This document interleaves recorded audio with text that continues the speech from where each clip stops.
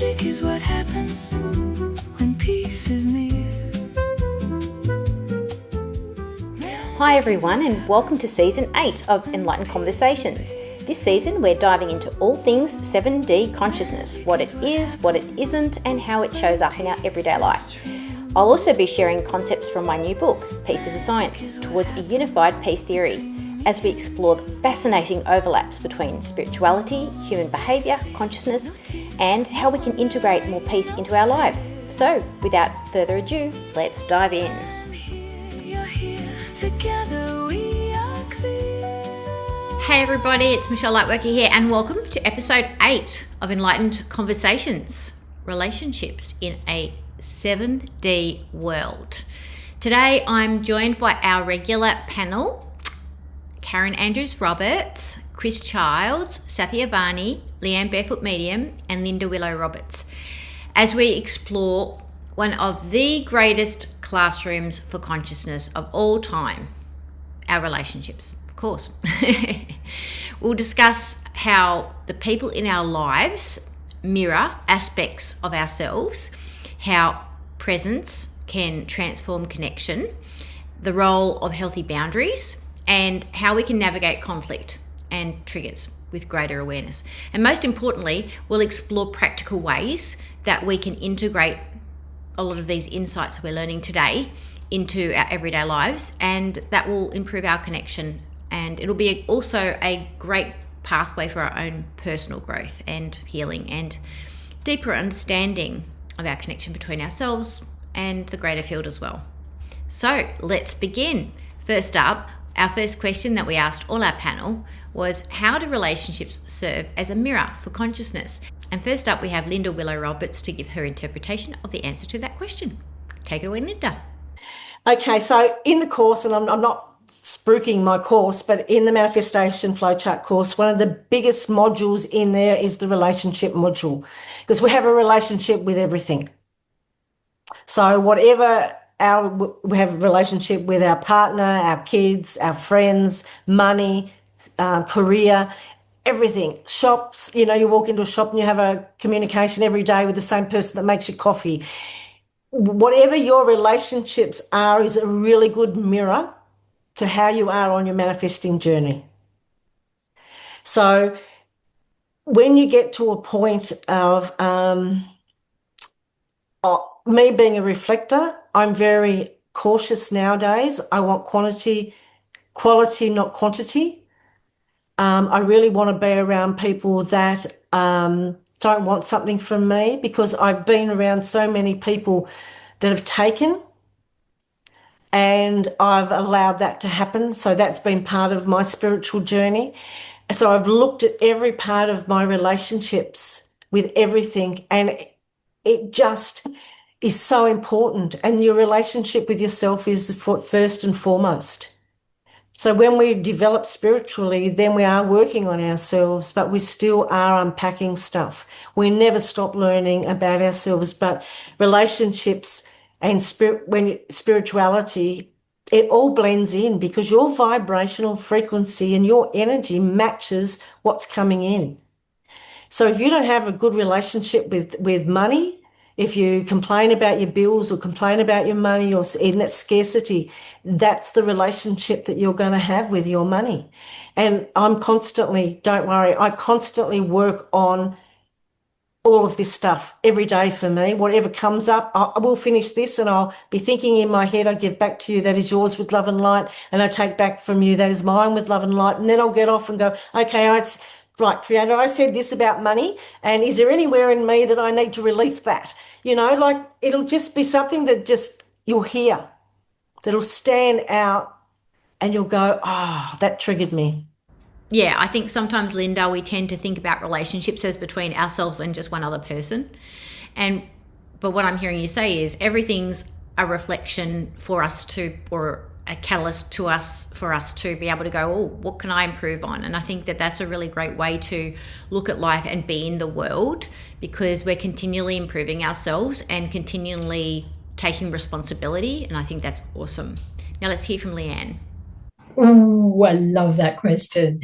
So our partner, if we're talking romantic relationship, will mirror back to us or reflect back to us or show us all the parts of ourselves that we're not loving or that we're not accepting, or where there's unconscious patterns or unhealed trauma or woundedness for us to heal, shift, transform, because all relationships are about embracing more love for self. That's such a lovely way to embrace shadow work. So we often talk about shadow work as when I'm reacting to a part of myself that you're showing me that I don't like in you, and so therefore I need to own in myself and transform in myself and find a way back to love, in loving that part of myself. I just absolutely love, Leanne, that you've captured that so beautifully, that this is about how can I love myself more. And it's a funny kind of irony that as we love ourselves more, our relationships, not only do they improve, but the acceptance we have for other people and also the boundaries we can set with limits and understanding how their bleed throughs of potentially their own disowned shadows can impact us, and how we can then take that and actually say, well, I'm amplifying the love for myself here, and therefore I'm not going to be in critical mind and judgment and putting my energy into that and out into the world. So in a 7D perspective, we're not feeding that pus back out into the world or that toxic judgment, and we're actually taking our power back. And taking our power back means we're loving that part of ourselves, transforming it, finding the gift that it actually might have hidden underneath it that we've blocked out, and using that as a way of moving forward with more amplification to manifest what we want in our lives. So it goes hand in hand with manifestation. So that was a big one. Okay, now let's hear from Chris. Well, it's probably one of the fastest ways to discover how conscious we really are. So it's really easy to feel calm and wise when everything's going smoothly. But what about the moment when someone has a big disagreement or pushes or criticizes you, presses one of our emotional buttons? Suddenly we discover what patterns we're actually carrying. So in NLP, we again often talk about how our internal beliefs and past experiences shape those reactions. We bring up something that's happened in our childhood as a reaction to what someone's actually saying, 50 years later. So if someone triggers frustration or insecurity or defensiveness, it's really often revealing something about our own interpretations and expectations and beliefs. So rather than seeing relationships as problems to fix, they can be seen as opportunities to become more aware of how we think and respond and communicate. And again, mirroring. If someone pushes, we often push back. So understand that if you mirror good things, if you actually stop complaining, if you stop criticizing, if you start being kind, that will mirror back as well. So that will really help relationships. So I believe treat people the way you would like to be treated yourself. Yeah, and two things come up to me. The first one is what you just said, which is treat people the way you want to be treated. And sometimes that's really hard because you're in reaction and you're trying not to be. But I think even the attempt at trying will teach you where your blocks are or teach you what you need to improve on if you're finding it really hard to be nice to someone who you really don't like. And secondly, when someone pushes the button that we have about our own belief system about ourselves, it's because the wound was already there. We've created a button because the wound hasn't healed. So therefore, if we are responsible and we understand, I have been triggered, and not make it about the other person, but also say, what am I going to do about it? How can I love myself more and heal this wound? Then the relationship button pushing becomes a catalyst for us to then step into a healing on something, which is awesome. Okay, now let's hear from Sathiavanni. it is very much living the truth, living in divine alignment, and it is very much it's very much serving in terms of, you were talking about one-on-one intimate relationships. It is very much, again, all the different masks, all the different layers has now been released and removed, and everyone is operating on that soul level completely. And it is also your one-on-one platonic family relationship, so forth.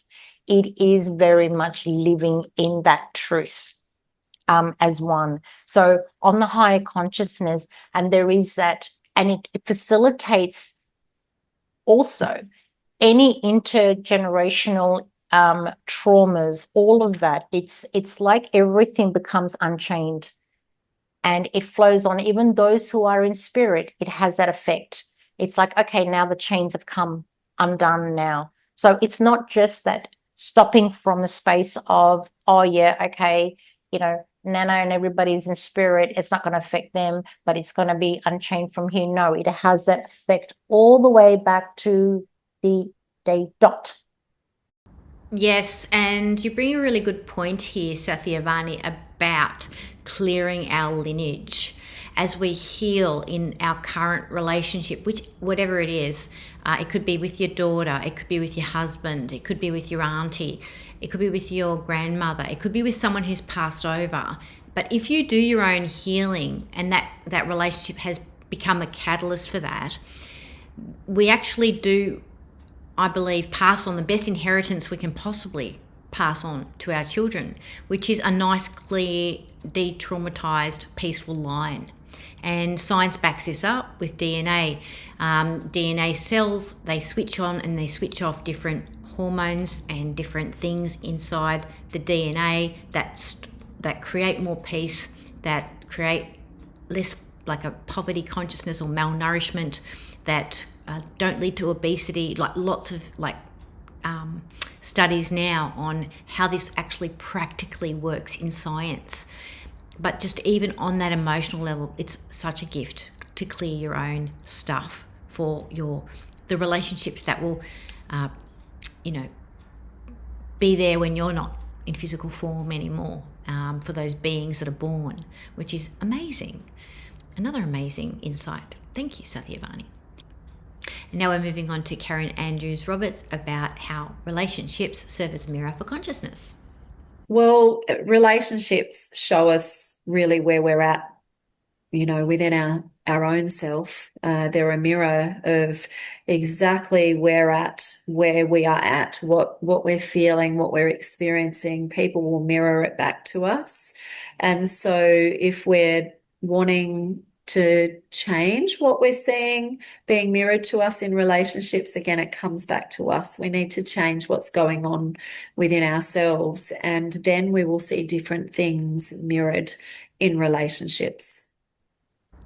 Thanks, Karen. And technically speaking, on a neurological level, we do have things called mirror neurons, which actually, when we're in the company of somebody and they're feeling a certain way, we tend to have our brain pick up on that and mirror that energy back, that same energy.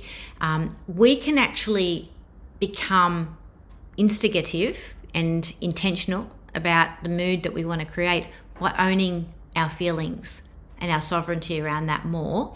And that will definitely expand out into the room. And so being very conscious of our feelings and our emotional reality really helps support encouraging peace contagion kind of feelings and happiness and those kind of things. They do spill out into the room and the greater beyond. So now we're going to move on to our second question, which is, how can presence transform relational dynamics? And first up, we've got Linda. 1,000-fold. If you're present and you're talking and you're not listening, and you're not listening and you're thinking about the answer and what you're going to say, you're not present.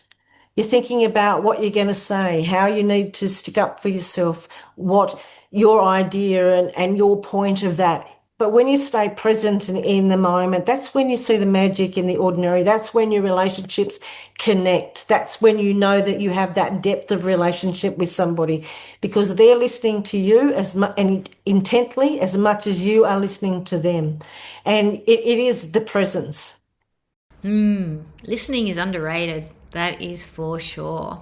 I mean, there's many a time I've got my answers prepared, or I think I do, and then I just don't, I'm not even focused on them. I'm just listening to what the person's saying, and it does go out the window a bit because it's not relevant to what they just said. It just feels like it's not, it doesn't feel right. So I think for me, you can have all the wisdom in the world, but timing is everything. And connecting happens much more in relationship if we actually are in that moment with that person and we're really there with them and we're not striving to be anywhere else. We're just going, okay, what is the universe telling me by speaking through this person to me? And it becomes really powerful because I think more information, more deeper information, more relevant information comes through at that time. Okay, let's move on to Leanne. Essential. You cannot relate with another human if you are not present.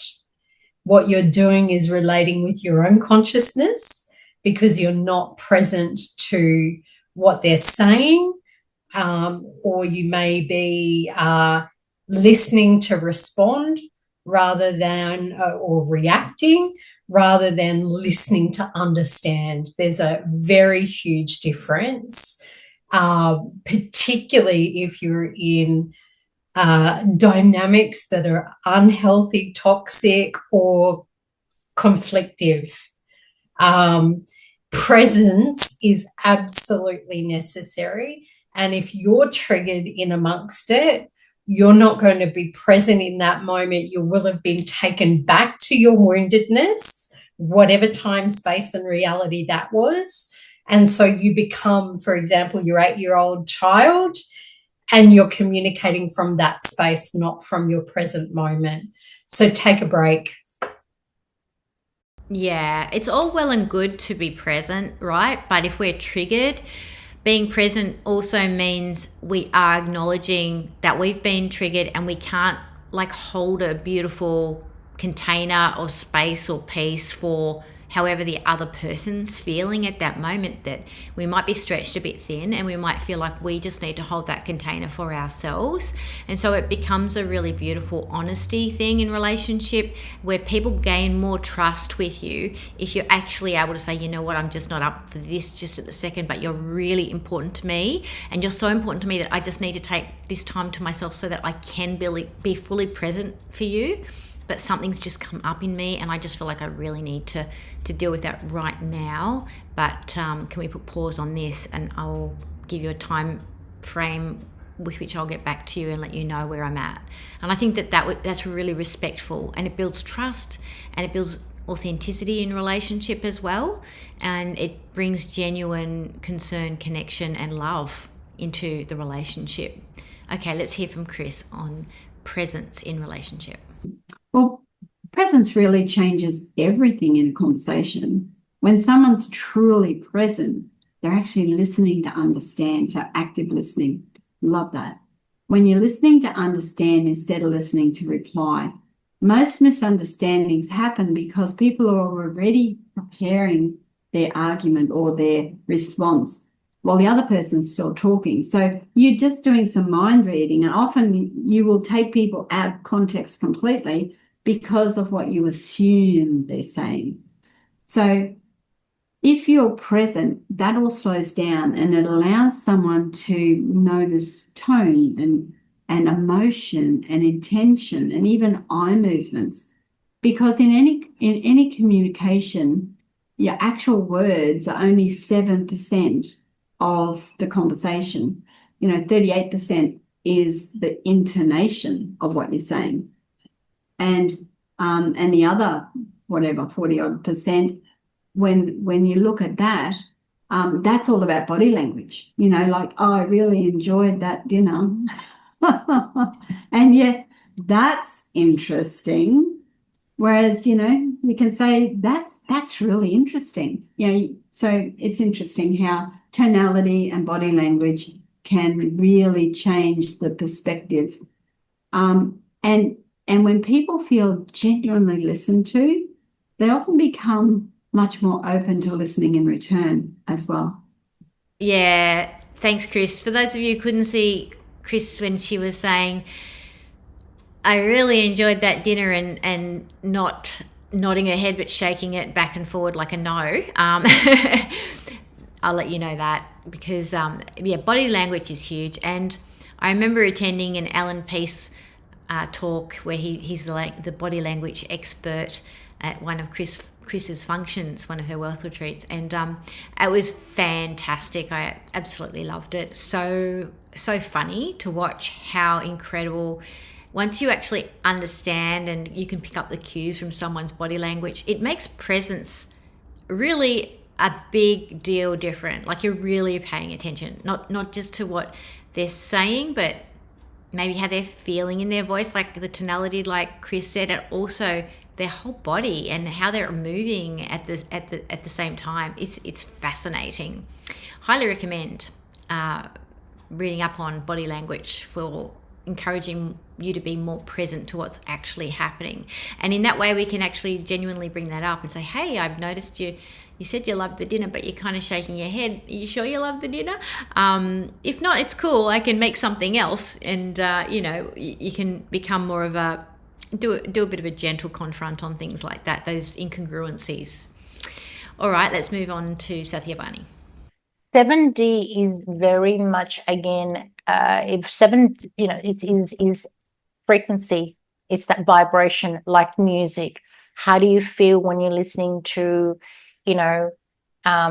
orchestra music? How do you feel when you're listening to heavy metal music? What effect does it have on your body? How do you feel? What emotion does that bring up? So it is, again,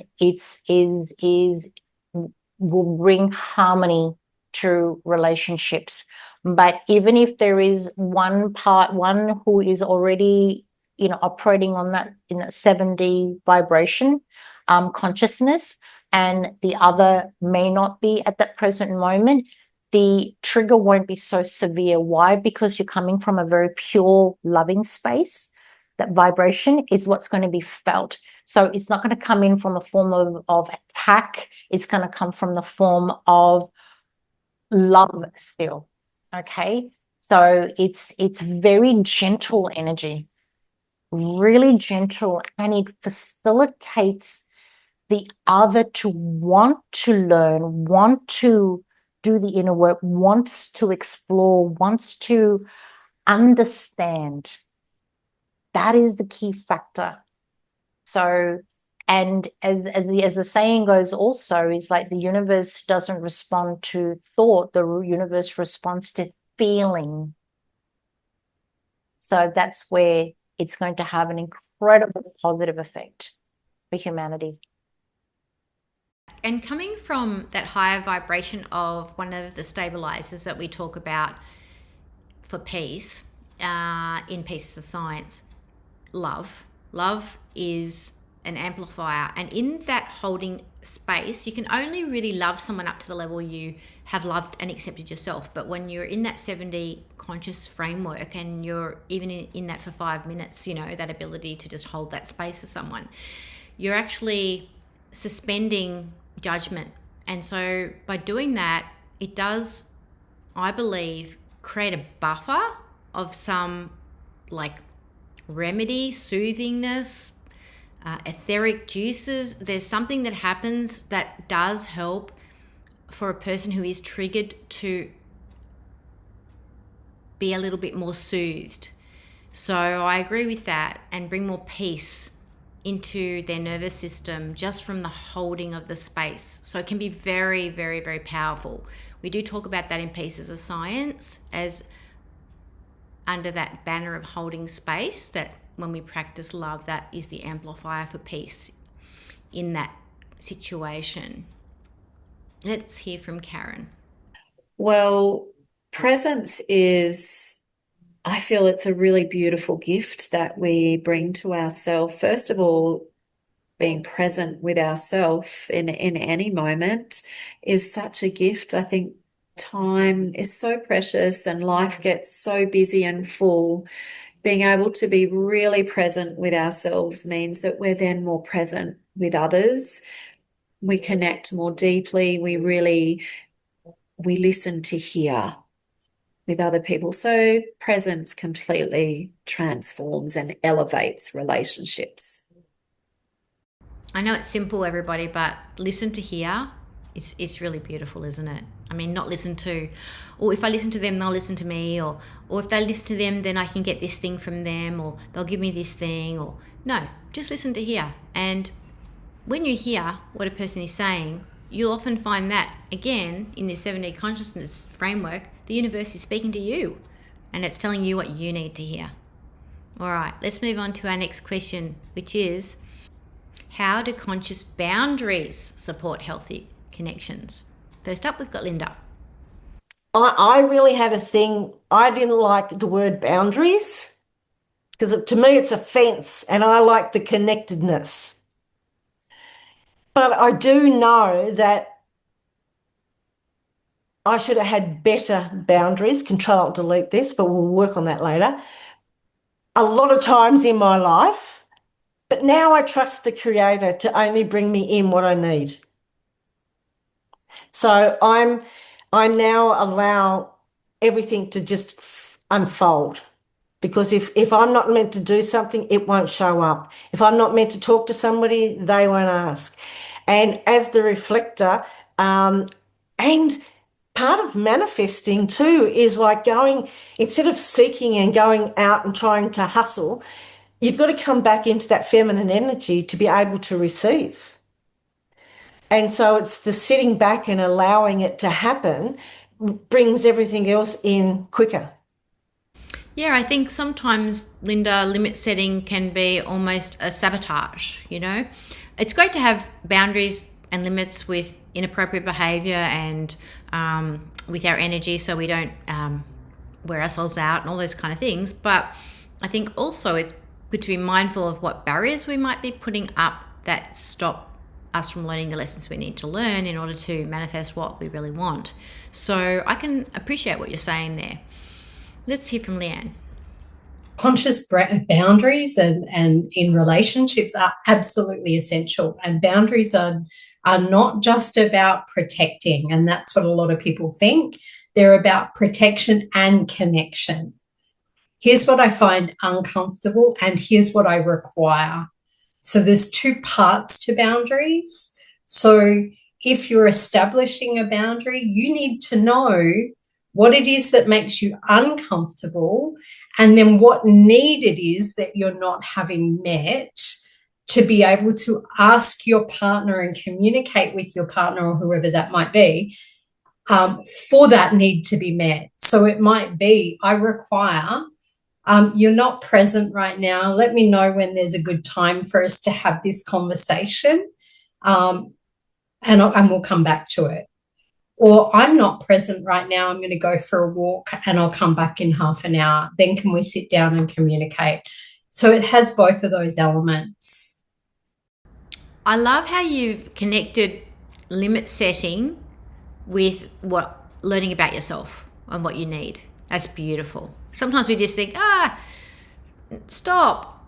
That's not okay. If you continue to do this, I will leave the room as a boundary. Or if you continue to do this, I will leave this relationship as a boundary. Mind you, I'm not one for bombing, abandonment bombing. I think that's really toxic in relationships. So I wouldn't use that as a boundary. However, it is making me feel uncomfortable. Please stop. And if you continue to do that, I will have to take care of myself by leaving the room or going for a walk or making another time to talk to you when you've calmed down. Great. However, I think it's really also awesome, Leanne, that you've popped in there about what you really need. And I think in that exacerbative moment, you know, one would assume that we need to feel safe and we need to feel not attacked, or we need to feel that we can express ourselves and heard and listen to. However, maybe it's not the time to say it then, but it is the time to say it once you've calmed down and say, hey, I'd really love to reconnect with you. However, this is what I need when we reconnect so that I can maintain my own sense of safety, calm, feel heard, everything like that. So good point there. I love that boundary setting can help us to identify what we need. Perfect. All right, let's hear from Chris. I think boundaries are often misunderstood. Some people think boundaries mean pushing people away, but in reality, they actually help relationships function probably more clearly and more really. A boundary simply communicates what's acceptable and what's not. And therefore, when boundaries are clear, people know where they stand.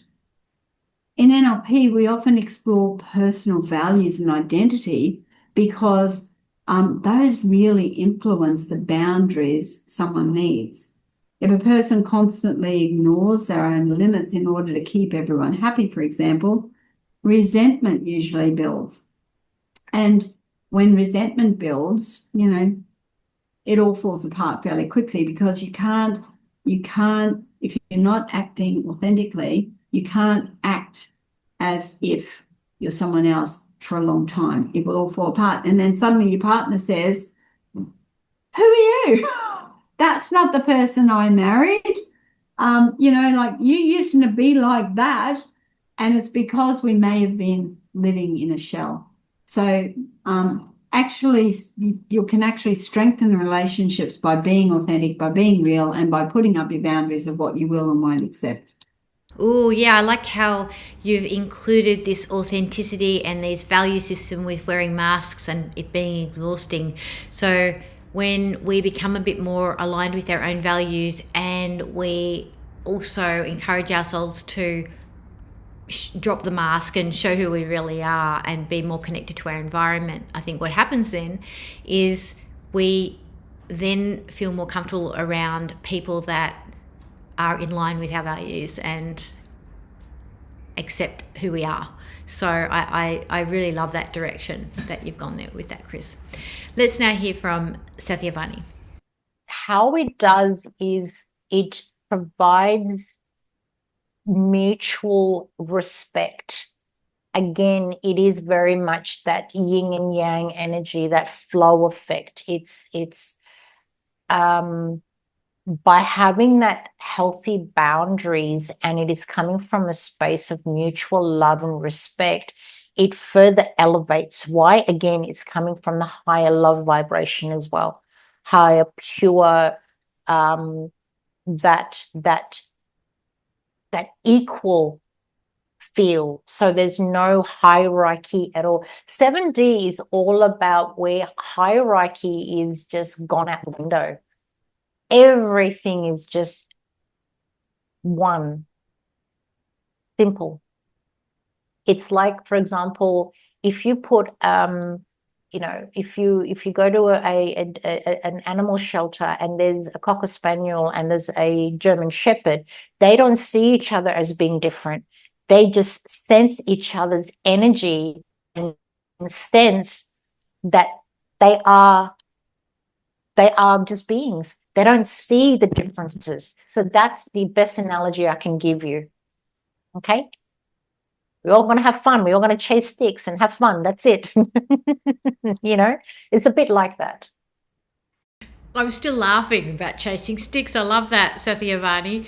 I think having that 7D awareness of ourselves as equal provides us with more respect for one another and each other's process too along the way. That higher vibrational frequency of love just says whatever you're going through is okay, and wherever your limits are okay, and so are mine. And no one's going to be seeing each other as better or less than because we both got our limits on board of what we can and what we cannot do.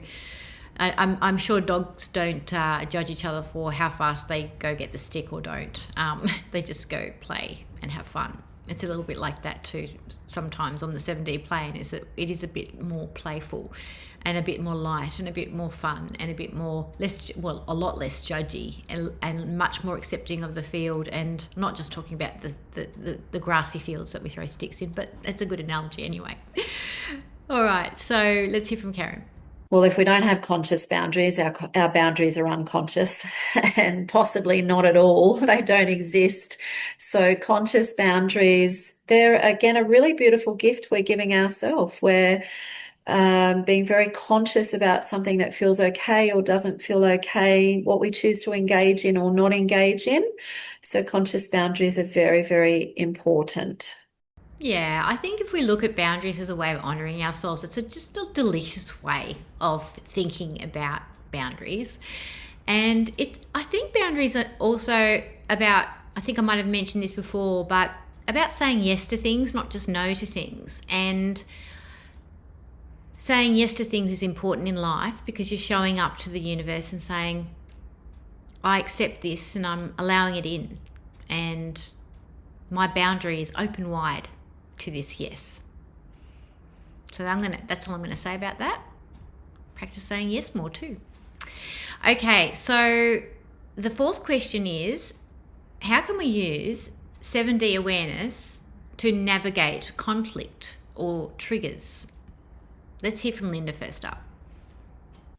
Yeah, conflict. Yeah, I don't have a lot of conflict in my life.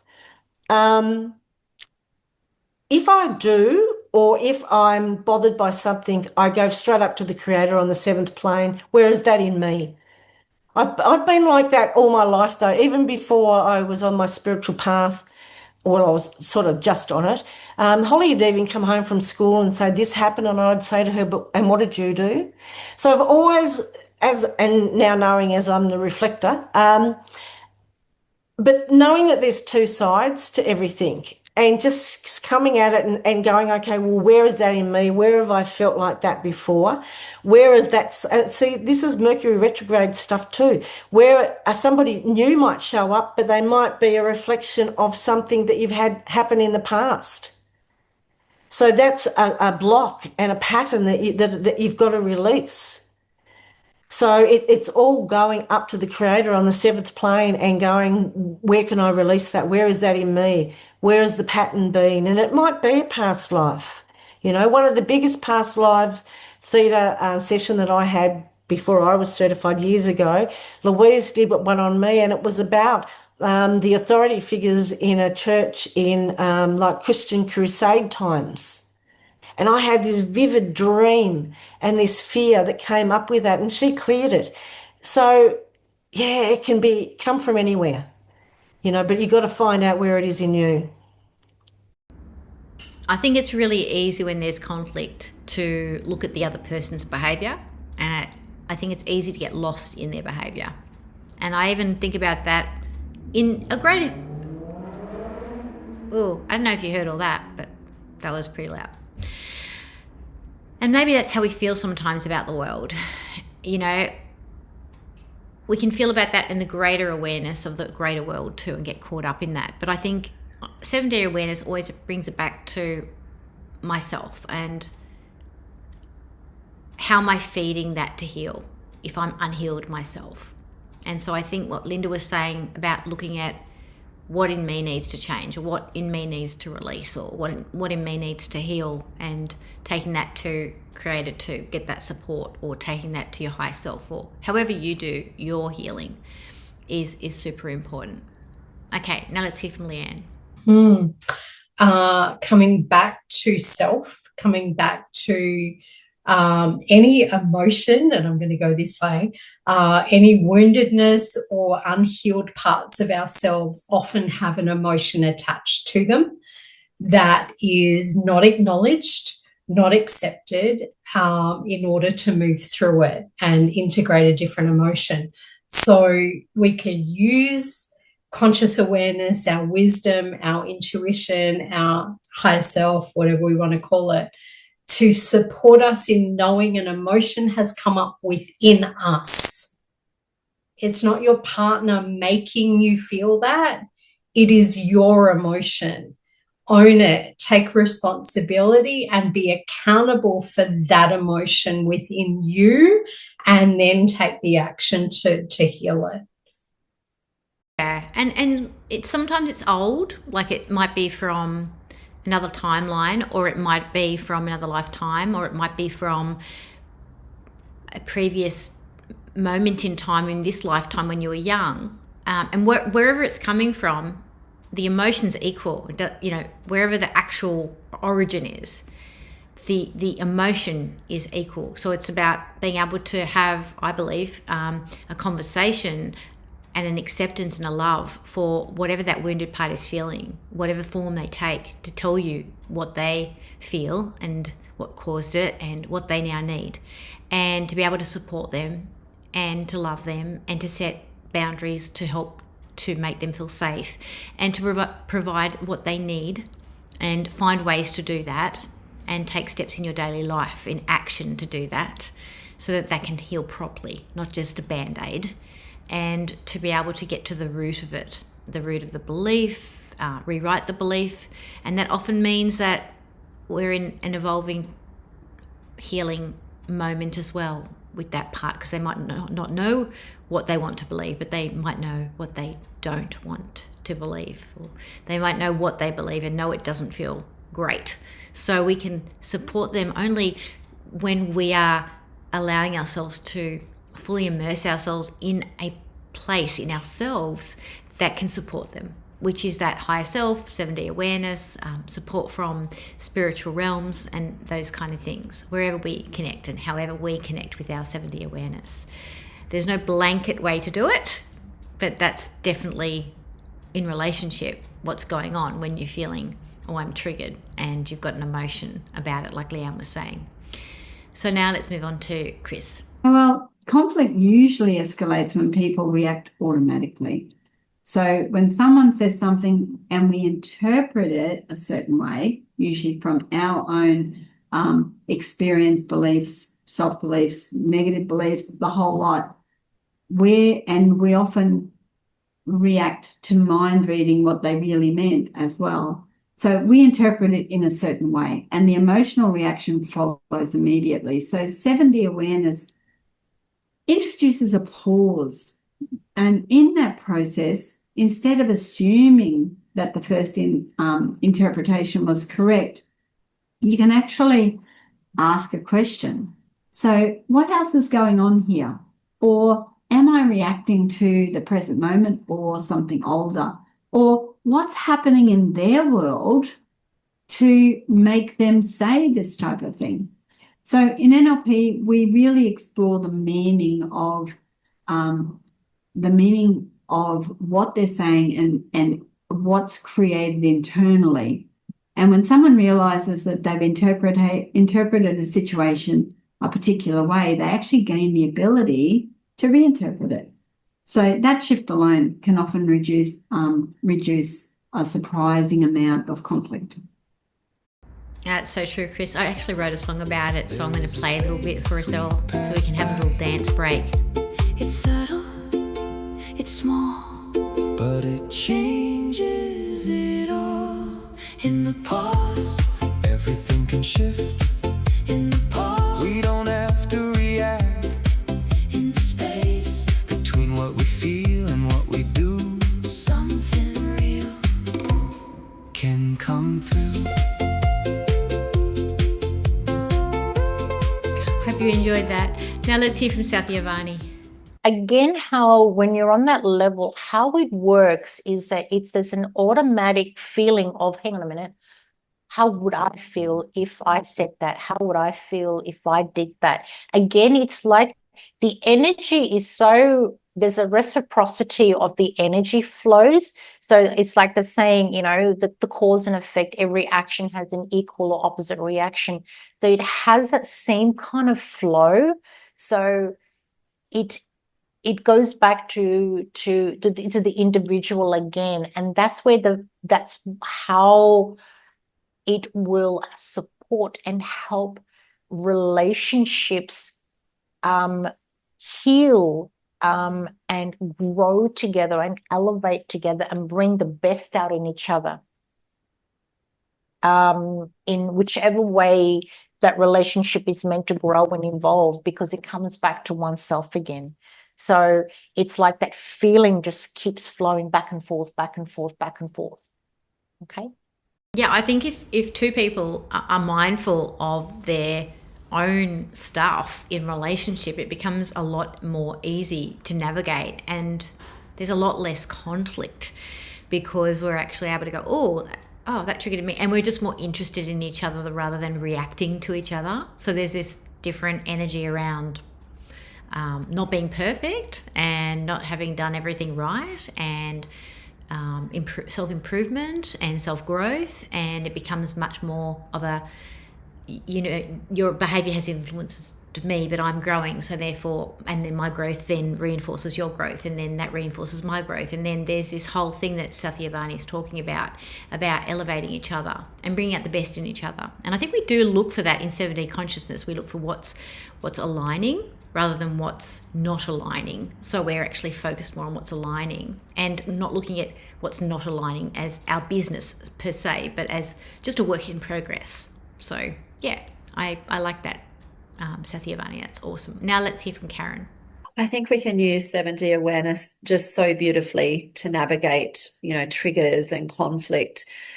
It means that we're elevated out of our shadow part that would be in reaction to what's going on, and instead we're able to give a response. We're calm, we're present.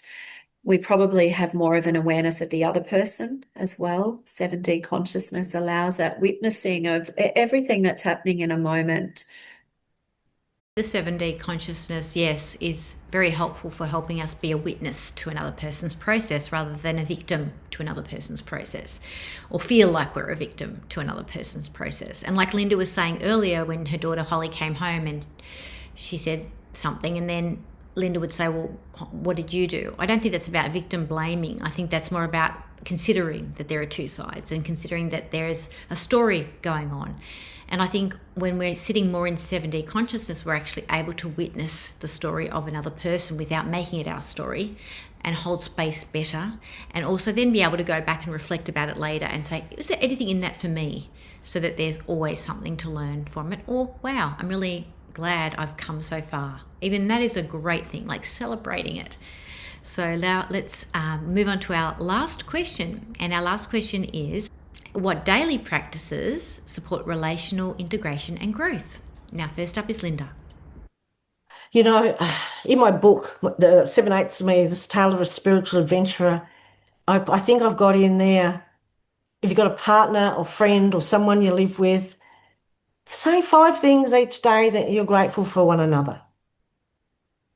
Like, just acknowledge and feel seen and be seen. And I had a friend that had a photo on her Instagram a month ago maybe, and she had a picture of sunflowers, and she said, I feel seen. And I thought that was so beautiful that her partner had recognised whatever feelings that she had, and he was acknowledging that by giving her flowers. And it didn't mean that the flowers was the good thing, but the fact that she felt seen and heard, that I don't think in a relationship I've ever felt that yet. Wow. Well, I'm sure you will, Linda, because you're a beautiful being, light. You deserve all the love in the world. And I hope you can take that back up to your creator and clear the decks of why that might not have happened for you, and because I believe it will. I actually love the idea that you've suggested there of 5 things that you're grateful for your partner and for them to feel seen. And what it brought up for me is, how about we become more proactive at acknowledging our partner instead of reactive? So like a bank account, like you're putting energy in rather than taking energy out all the time, and acknowledging what you value about them ahead of time. I mean, I do that a lot in my relationship because I just love my husband, but I think it's a beautiful practice, and I'm going to keep that in mind, just to be more mindful of that. I think it would stop relationships from sliding into being so reactive when we're more proactively acknowledging our partners and our friends and our family and our children and our work colleagues and even the person at the newspaper shop. Okay, now let's hear from Leanne. daily practices, connect, communicate, whatever that might look like, sound like, or feel like for you.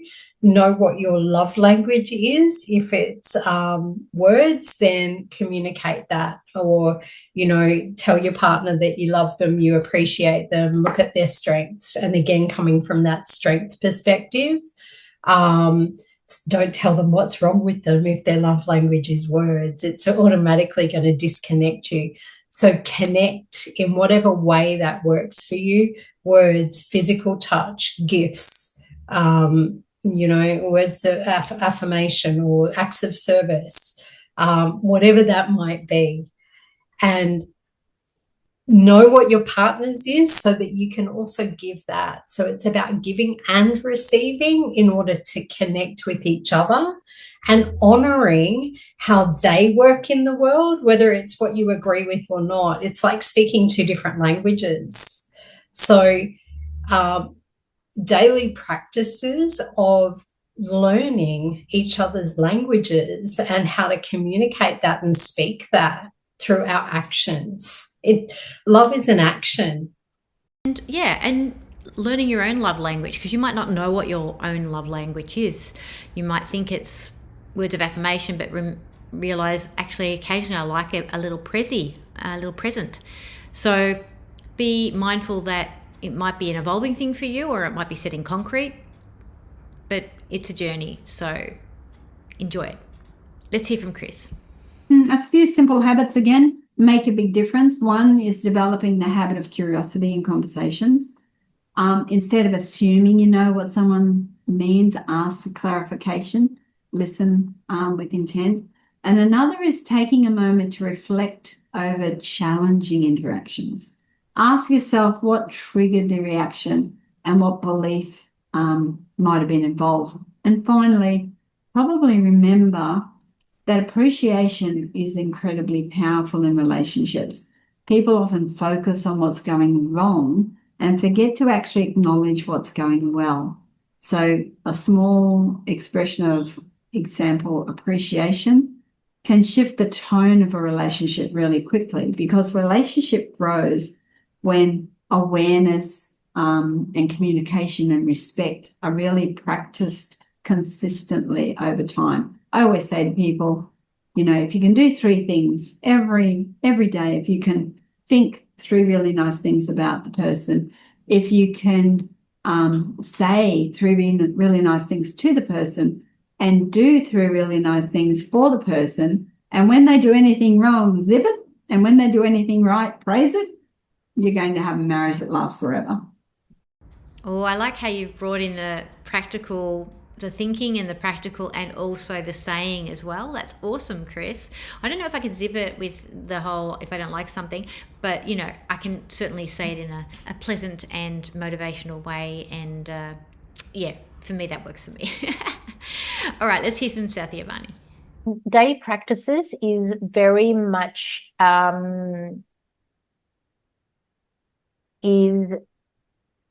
it might seem a little bit silly, but it is very much, again, vocalizing that you are one with yourself, and that you are one with whomever you're, the relationship, if this is a mutual relationship, or if it's a romantic relationship, husband, wife, whatever it is that romantic love relationship, it is very much about the daily practice of, as I am loved, my love is my love. I am their love. Whichever wording you use, you're just coming back to the vibration of that love to oneself. The thing is that with 7D, everything you do to enhance yourself is automatically going to magnetize to the connection that is part of your journey forward. Going back to that point before of when you take care of your own inner world and your world that you're creating, that's the priority here, okay? And again, it all goes back to you, because what is meant to be part of your journey in relationships will automatically have whatever effect it's meant to have for it to grow and evolve, if that makes sense. I think the big takeaway there for me is we are a powerful manifester of our relationship field. If we're taking care of ourselves and taking care of our business, of our own elevation, we then impact our partners and also into the field as well. So that's the big takeaway there for me, for sure, for the 7D consciousness. Now, lastly, let's hear from Karen. Well, I think daily practices of self-care, our relationship with ourself, it's the number one thing. If we're not caring for that very consciously and intentionally, then we're not going to be able to do it between ourselves and others. So daily practices of whatever it feels, everyone's different. The things that for me might feel like self-care might be different to someone else, but for me, little things that I can do each day, meditations, spending time in nature, being aware of how I'm feeling in any moment and taking responsibility for that and continuing to step into the wisest, most loving parts of myself. The more I do that, the more I grow those within me and the more natural it is for me to be anchored in them. It's so true. Anchoring in our own higher self, our self-love, taking care of our wounded parts, all those things make us a much more wonderful person to be in a relationship with as well. Think about that. I have really loved this episode on relationships, okay, because I just love relationships. They're awesome. They help us in every way, shape and form to elevate, to continue our elevation and grow, bring out the best in ourselves, especially when we're actually in harmony with that and in alignment with that for ourselves. And we're able to be an amplifier in our relationship. We're so juicy and yummy to be in relationship with. Like, who wouldn't want us?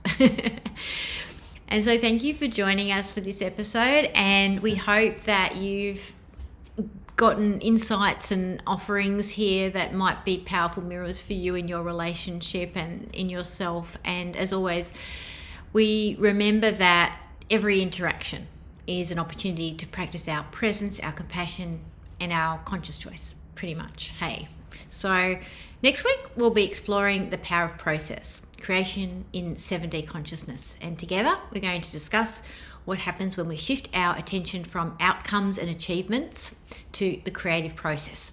We'll explore how creation influences the collective field, how to move through common challenges and resistance, and how simple daily practices can help us cultivate greater flow, meaning, and alignment in our lives.